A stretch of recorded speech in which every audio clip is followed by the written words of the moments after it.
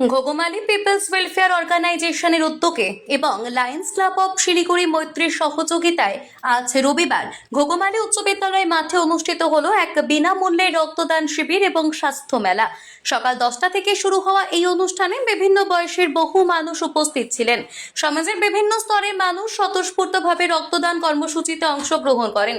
এই স্বাস্থ্য মেলায় সাধারণ চিকিৎসা, নাক কান গলা দন্ত স্ত্রী এবং প্রসূতি রোগ, শিশু চিকিৎসা এবং ফিজিওথেরাপি বিভাগের বিশিষ্ট চিকিৎসকেরা বিনামূল্যে স্বাস্থ্য পরীক্ষা করেন এবং পরামর্শ দেন। অনুষ্ঠানের মূল উদ্দেশ্য ছিল জনসচেতনতা বৃদ্ধি এবং সমাজে স্বাস্থ্য সংক্রান্ত সহযোগিতামূলক মানসিকতা গড়ে তোলা। আয়োজক কমিটির সদস্যরা জানান, রক্তদান সমাজের এক মহৎ দায়িত্ব যা অসংখ্য প্রাণ বাঁচাতে সাহায্য করে।